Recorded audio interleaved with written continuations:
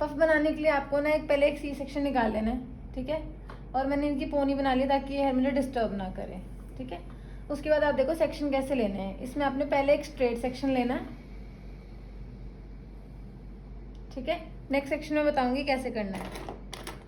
अगर आप इस सेक्शन के हिसाब से, जैसे मैं सेक्शन लूंगी तो बनाओगे, तो आपका पफ बिल्कुल एक्यूरेट बनेगा। और अपने पहले क्रिम कर लेनी है इन हेयर को, ठीक है। मैंने ऑलरेडी क्रिम कर रखा है। अब देखो बैक कॉमिंग कैसे करनी है। आपने एक टेल कॉम लेनी है, बाल को थोड़ा सा स्लांट करना है, यहाँ से इसको गो थ्रू नहीं करानी पूरी ऐसे, ठीक है। इसको सिर्फ यहाँ से ऐसे ऐसे स्लांट रखनी है कॉम को। और देखो 1, फिर साइड से 2 और 3, ठीक है। 1 2 3।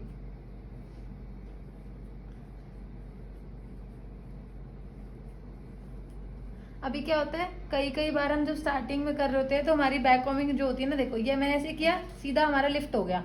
कभी कभी जब हम स्टार्ट करते हैं तो हमारी जो बैक कॉमिंग है रूट्स तक नहीं जा पाती, तो हमें इसको प्रेस करके रूट्स तक लेके जाना है, तभी हमारा पफ जो है बिल्कुल सही बनेगा। अगर हमारी बैक कॉमिंग रूट्स तक टच नहीं होएगी तो हमारे पफ में बाउंस ही नहीं आएगा, वो कहीं से उठेगा कहीं से बैठा रहेगा, ठीक है। स्प्रे की हेल्प कर लेनी है और इसको ऐसे छोड़ना है। अब मैं नेक्स्ट सेक्शन बता रही हूँ कैसे लेना है। आपने इसी पैटर्न से ही लेना, पहले पूरा लेना है हॉरिजॉन्टल सेक्शन, उसके बाद पूरे हॉरिजॉन्टल सेक्शन को 2 पार्ट्स में डिवाइड करना है। ये देखो अब मैंने पूरा नहीं लिया, इसको 2 पार्ट्स में डिवाइड किया है ताकि हमारी बैक कॉमिंग अच्छे से हो जाएगी, ठीक है।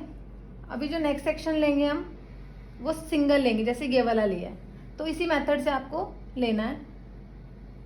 फिर वही back combing same procedure 1 2 and 3, ठीक है। जैसे जैसे आप आगे आगे बढ़ते जाओगे, आपने बैक कॉमिंग जो है ना रूट्स तक करने स्टार्ट कर देनी है। यहाँ पे हमने थोड़ा ऊपर तक किया था ना, जैसे आगे बढ़ते जाओगे तो बैक कॉमिंग थोड़ा नीचे तक करते जाना। अब जो ये रिमेनिंग हेयर है इसको भी हम सेम प्रोसीजर से बैक कॉम करेंगे, ठीक है।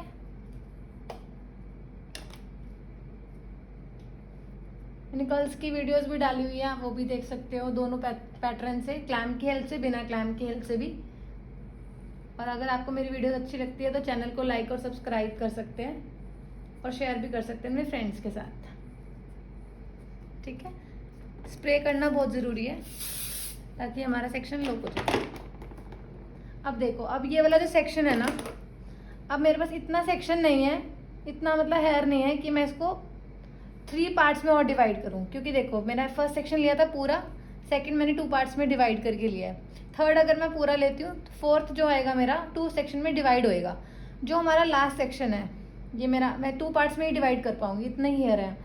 तो अगर हमारा लास्ट वाला सेक्शन 2 पार्ट्स में डिवाइड हो रहा है तो नहीं करना है।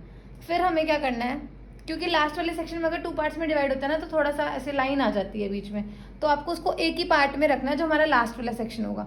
अब मेरे पास इतने हेयर है कि मैं इसको 2 बार ही डिवाइड कर सकती हूँ, तो मेरे को इसको सिंपली सारे वालों को इकट्ठे लेके या फिर 2 पार्ट्स में डिवाइड कर लो तब लेना है और बैक कॉमिंग कर देनी है नीचे नीचे, 2 पार्ट्स में डिवाइड नहीं करना। जैसे कि अब मैंने ये वाला सेक्शन लिया और मैं इसको, अभी इसकी 1 पार्ट की बारी थी, इसी पैटर्न से करना है, मतलब पहले मैं फर्स्ट पूरा हॉरिजॉन्टल लेना है और फिर 2 पार्ट्स में डिवाइड करना है। अब देखो ये बता रही थी मैं आपको कि अब मैंने ये वाला सेक्शन लिया और बैक कॉमिंग करनी स्टार्ट करी, 1 2 3। बैक कॉमिंग आपको उसी हिसाब से करनी है, 1 2 3 मेथड से करोगे इजीली हो जाएगी, ठीक है। और कोम को बाहर मत करना। अगर देखो ये लास्ट सेक्शन बचा है मेरे पास, ठीक है, अब मैं इसको 2 पार्ट्स में डिवाइड करके नहीं कर सकती, ठीक है, क्योंकि ये लास्ट सेक्शन है, फिर हमारे पफ में क्या हो जाएगी, पार्टीशन लाइन आ जाएगी, इसलिए हमें इसको भी 1 पार्ट में ही रखना पड़ेगा। या हम इकट्ठे करके ले लेते जैसे मैं पहले बता रही थी, या फिर हम 2 पार्ट्स में डिवाइड करके इसको अब एक ही सिंगल हॉरिजॉन्टल सेक्शन में इसको बैक कॉमिंग करेंगे। और जो लास्ट वाला सेक्शन होगा उसको बिल्कुल ही नीचे नीचे तक ही करनी है। देखो दिखाना एक बार, यहाँ पे बिल्कुल नीचे तक ही रखना है बैक कॉमिंग, ऊपर नहीं लाना यहाँ तक, ठीक है। और इसको भी स्प्रे करेंगे, ठीक है। अब क्या करना है, सारे के सारे बालों को होल्ड करना है अपने हैंड में और इसको नीट करना है, जो भी हमारी बैक कॉम्बिंग दिख रही है बाहर से। इसको कैसे नीट करते हैं हम, ऐसे नहीं चलाना, इसको स्लांट करना है और कॉम्ब के ब्रिसल्स को ऐसे चलाना है। देखो ऐसे और ऐसे चला रही हूँ मैं, ऐसे ऐसे थोड़ा तेज तेज भी कर सकते हो, लेकिन चलाना ऐसे ही है ताकि बैक कॉम्बिंग भी ना खुले और आपका ये नीट भी रहे पफ। ठीक है, अब मेरे को लग रहा है कि मेरी नीटनेस आ गई है इसमें। ठीक है, तो मैं इसको, इसकी जो बेबी हेयर है उसको भी रोकने के लिए और पफ हमारा होल्ड रहे उसके लिए स्प्रे करूंगी अच्छे से।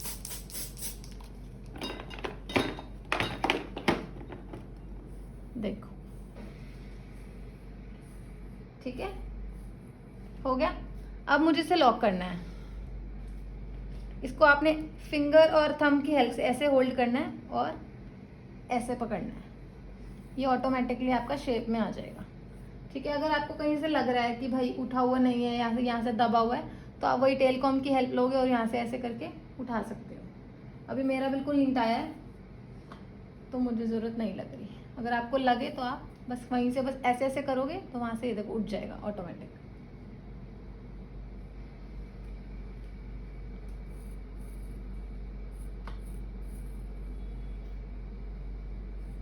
अब पिन देखो कैसे लगाएंगे।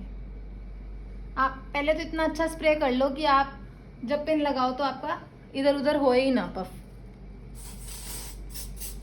जब अच्छे से स्प्रे होगा, अच्छे से बैक कॉम्बिंग होगी तो पिन में डिस्टर्बेंस नहीं आएगी। दूसरी चीज़, जब आप पिन लगाते हो ना, आप सिर्फ पफ के ही हेयर को पिन लगा देते हो जो बिगनर्स होते हैं। आपको ये वाला सेक्शन भी लेना है।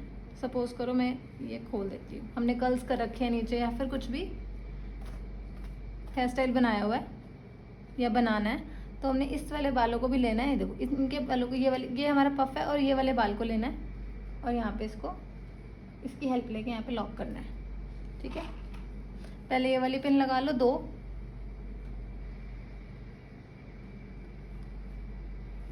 ये डमी के बाल है इसलिए यहाँ से ज़्यादा गैप आ रहा है, वैसे नहीं आएगा। अब इस साइड से कैसे करना है आपने, बस थोड़ा सा हाथ यहाँ से हटाना है,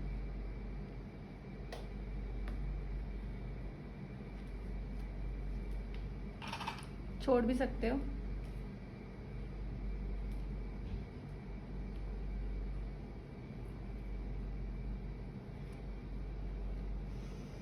लो